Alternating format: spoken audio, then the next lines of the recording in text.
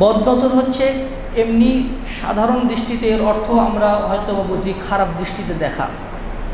হাফিজ ইবনু হাজার আসকালানী রাহিমাহুল্লাহ তিনি বলছেন, বদনজরের মূল বিষয় হলো উত্তম বস্তুকে কোনো নিকৃষ্ট দৃষ্টিতে দেখা, হিংসার চোখে দেখা, যার মাধ্যমে যাকে দেখা হচ্ছে সে ব্যক্তি আহত হয়ে যায়। সেটা মানুষ হতে পারে, সেটা কোনো জড়বস্তু হতে পারে, জীবও হতে পারে। ছোট ছোট শিশু বাচ্চা যাদেরকে দেখলে আদর লাগে, এই ছোট শিশুদেরকে আমরা কোলে নিই, কোলে নিয়ে খুব ভালো লাগে। যদি আমরা তার জন্য বরকতের দোয়া না করি তাহলে তার প্রতি অনেক সময় বদনজর লেগে যায়। অনেক সময় আমরা মা বোনদেরকে দেখি তারা শিশুর কপালে কালো একটা দাগ দিয়ে দেয় যেন বদনজর লাগে। কৃষকেরা যখন জমি চাষ করে, যখন ধান লাগায় বা অন্য কোনো ফসল ফলায়, তখন একটা মূর্তি দাঁড় করিয়ে দেয় মানুষের যেন এই ফসলের প্রতি বদনজর না লাগে। আসলে শিশুর কপালে ওটা ওই দাগটা দেয়, এটা কিন্তু শিরক। বদনজরটা একজন ভালো মানুষের পক্ষ থেকেও লাগতে পারে, একজন খারাপ মানুষের পক্ষ থেকেও লাগতে পারে। এই জন্য কোনো ভালো জিনিস দেখলে বলতে হয় মাশাআল্লাহ, তারপর বারাকাল্লাহ বা মাবরুক। এইরকম গাছে ভালো ফল হয়েছে, ও কি সুন্দর ফল হয়েছে, এরকম বলা ঠিক না। গাছে সুন্দর ফল হয়েছে, মাশাআল্লাহ কত সুন্দর ফল হয়েছে। এই কোনো সন্তানকে, সুন্দর সন্তানকে দেখলে মাশাআল্লাহ কত সুন্দর সন্তান, মাশাআল্লাহ, মাবরুক, বারাকাল্লাহ, বারাকাল্লাহ ফিকা, এগুলো বলা দরকার। এগুলো যদি আমরা না বলি তাহলে আমাদের অজানাতেই বদনজর লেগে যাবে। যেমন ইবনুল কাইয়িম রাহিমাহুল্লাহ বলছেন, এই বদনজরটা অনেকে অস্বীকার করে, বলে এই বদনজরটা কিছু না, এটা অসত্য একটি বিষয়। কিন্তু বদনজরের যে প্রভাব, এটা পবিত্র কোরআন এবং সহিহ হাদিস থেকে প্রমাণিত। রাসূল সাল্লাল্লাহু আলাইহি ওয়াসাল্লামের হাদিস থেকে এটা প্রমাণিত। চোখ দিয়ে যে বস্তুটা দেখা হয় সেটাতে যদি কোনো বান্দা আশ্চর্য হয়ে যায়, তার ধারণার অতীত হয়ে যায়, তখন ওই বিষয়টা তার অন্তর দ্বারা ওই বস্তুকে আহত হয়ে যায়। আল্লাহ রাসূল সাল্লাল্লাহু আলাইহি ওয়াসাল্লামকে আল্লাহ তাআলা বলছেন, ওয়া ইয়াকাদুল লাযীনা কাফারু লা ইউযলিকুনাকা বিআবসারিহিম লাম্মা সামি'উদ যিকরা ওয়া ইয়াকুলুনা ইন্নাহু লামাজনুন।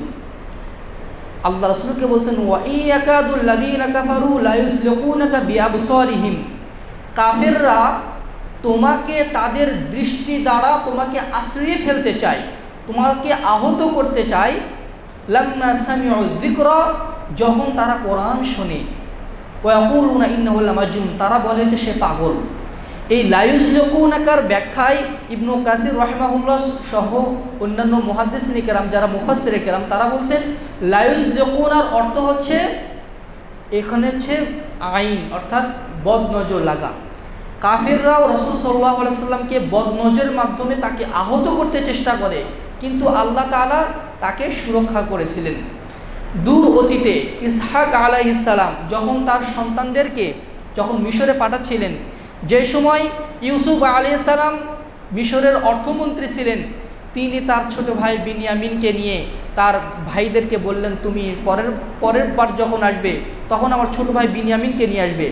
বিনিয়ামিনকে নিয়ে যখন যখন তারা মিশরে আসবে তখন ইয়াকুব আলাইহিস সালাম তাদেরকে পরামর্শ দিয়েছিলেন। আল্লাহ তাআলা সূরা ইউসুফে সেটা ঘোষণা করে দিয়েছেন যে তোমরা এক দরজা দিয়ে ঢুকবে না, বিভিন্নভাবে বিভিন্ন পথ দিয়ে, মানে দরজা দিয়ে তোমরা শহরে প্রবেশ করবে। কেননা ইসহাক আলাইহিস সালামের প্রত্যেকটা সন্তানই ছিল সুন্দর। আমরা ইউসুফ আলাইহিস সালামের কাহিনী জানি, তিনি ছিলেন সুন্দর আকৃতি বিশিষ্ট, আল্লাহ তাআলা সুন্দর করে সৃষ্টি করেছিলেন। তার অন্যান্য সন্তানও ছিল ওই রকম সুন্দর, যাদেরকে দেখে মানুষ চমৎকৃত হতো, মানুষের মানে চোখে ভালো লাগতো।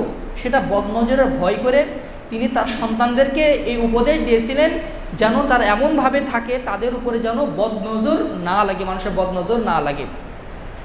এই বদনজর শুধু যারা দৃষ্টিশক্তি সম্পন্ন তাদের পক্ষ থেকে লাগে না, যারা অন্ধ তাদের পক্ষ থেকেও লাগে। একজন অন্ধ ব্যক্তির কাছে যদি কোনো মানে মানুষের রূপ যদি প্রকাশ বলা হয়, সে তার অন্তরের চোখ দিয়ে এটা দেখে, অন্তরের চোখ দিয়ে দেখে, নজরটা তার বুক থেকে ছুঁড়ে তীরের মতো ছুঁড়ে যায় এবং যার বর্ণনা করা হচ্ছে তাকে গিয়ে ওটা বিঁধে এবং সে আহত হয়। এটা ভালো মানুষেরও হতে পারে, খারাপ মানুষেরও হতে পারে।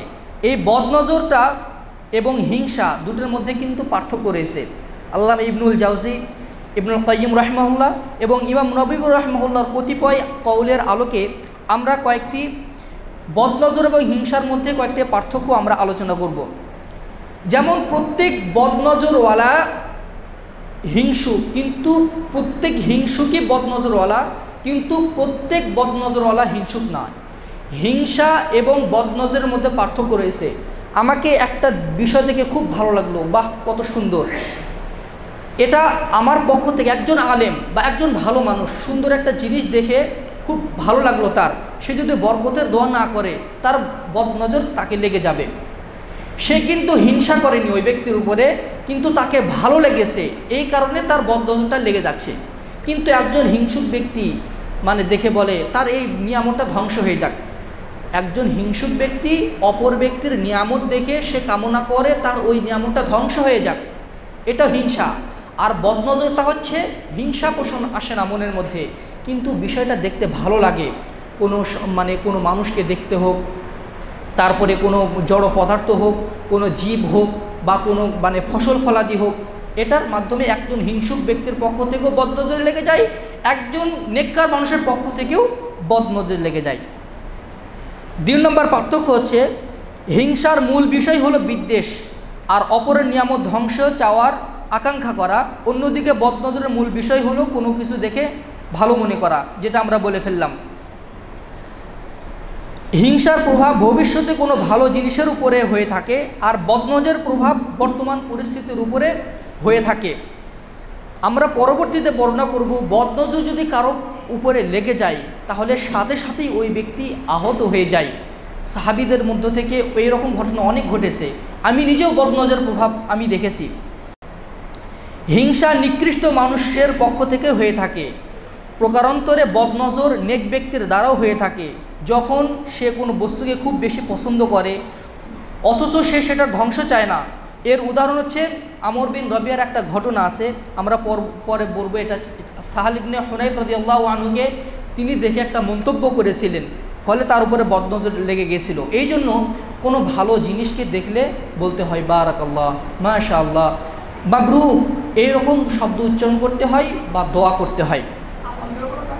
আলহামদুলিল্লাহ না, সুবহান আল্লাহ। কোনো আশ্চর্য জিনিস দেখলে সুবহান আল্লাহ, কোনো খুশির সংবাদ শুনে তো আলহামদুলিল্লাহ, সুবহান আল্লাহ, মাশাআল্লাহ, মাবরুক, বা তার জন্য কোনো দোয়া কামনা করা, কোনো কল্যাণ কামনা করা, বরকত কামনা করা। এবার আসুন রাসূল সাল্লাল্লাহু আলাইহি ওয়াসাল্লামের একটা হাদিস শুনি। আল্লাহ রাসূল বলছেন, আব্দুল্লাহ ইবনে আব্বাস রাদিয়াল্লাহু আনহু থেকে বর্ণিত, তিনি বলছেন, আল আইনু হাক্কুন ওয়ালাউ কানা শাইউন সাবাকাল কদরা লা সাবাকাতহুল আইনু ওয়া ইযা ইসতুগসিলতুম ফাগসিলু, রাওয়াহু মুসলিম। সহিহ মুসলিমের 2188 নম্বর হাদিস। আল্লাহ রাসূল বলছেন, নিশ্চয়ই বদনজর সত্য। ওয়ালাউ কানা শাইউন সাবাকাল কদরা, যদি কোনো বিষয় তাকদীরকেও অতিক্রম করত, লা সাবাকাতহুল আইনু, তাহলে বদনজরই অতিক্রম করবে। কোনো বিষয় যদি তাকদীরকে অতিক্রম করত তাহলে বদনজরে তাকদীরকে অতিক্রম করে যায়। ওয়া ইযা ইসতুগসিলতুম ফাগসিলু, সুতরাং বদনজরের প্রভাবে পরে যদি তোমাদেরকে গোসল করতে বলা হয় তখন তোমরা গোসল করো। অর্থাৎ বদনজরের কিছু চিকিৎসা রয়েছে, আমরা পরে বলছি, গোসলের মাধ্যমে একটা চিকিৎসা। আল্লাহ রাসূল বলছেন, বদনজরের যদি চিকিৎসার জন্য তোমাদেরকে গোসল করতে বলা হয় তাহলে তোমরা গোসল করো। আনাস বিন মালিক রাদিয়াল্লাহু আনহু থেকে বর্ণিত, রাসূল সাল্লাল্লাহু আলাইহি ওয়াসাল্লাম ইরশাদ করেছেন, লা রুকিয়াতা ইল্লা ফি আইনিন আও হুম্মাতিন আও দামিন ইয়ারকাউ, রাওয়াহু আবু দাউদ। আবু দাউদের 3889 নম্বর হাদিসে আল্লাহ রাসূল সাল্লাল্লাহু আলাইহি ওয়াসাল্লাম বলছেন, লা রুকিয়াতা, কোনো ঝাড়ফুঁক নেই, কিন্তু ঝাড়ফুঁক আছে কখন? ইল্লা ফি আইনিন, কেউ যদি বদনজর আক্রান্ত হয় তাকে ঝাড়ফুঁক করতে হয়। আও হুম্মাতিন, কেউ যদি সাপ যদি কাউকে দংশন করে সেখানে ঝাড়ফুঁক করতে হয়। আউদামিন এরকম, যখন কারো রক্ত প্রবাহিত হয় সেই ক্ষেত্রে ঝাড়ফুঁক করতে হয়। অর্থাৎ বোঝা যাচ্ছে বদনজর আছে, বদনজরের সত্যতা আছে, এবং বদনজর যদি কারো উপরে লেগে যায় তাহলে ঝাড়ফুঁক করতে হবে। এরকমভাবে রাসূল সাল্লাল্লাহু আলাইহি সাল্লাম আরেকটি হাদিসে বলছেন, যেমন বদনজরের কুপ্রভাব যেটা, সেটা কেমন ক্ষতি করতে পারে রাসূল সাল্লাল্লাহু আলাইহি সাল্লামের হাদিস থেকে সেটা প্রমাণিত হয়।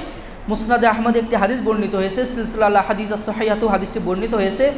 আবু যার রাদিয়াল্লাহু আনহু থেকে বর্ণিত, রাসূল সাল্লাল্লাহু আলাইহি ওয়াসাল্লাম ইরশাদ করেছেন, ইন্নাল আইনা লাতুলাউ রাজুলা বিইজনিল্লাহ হাত্তা ইয়াসআদা হালিকান সুম্মা ইয়াতারাদ্দাদা মিনহু। আল্লাহ রাসূল বলছেন, নিশ্চয়ই বদ নজর আল্লাহর নির্দেশ ক্রমেই কোনো ব্যক্তিকে একদম আছড়ে ফেলে দেয়, আছড়ে ফেলে দেয়।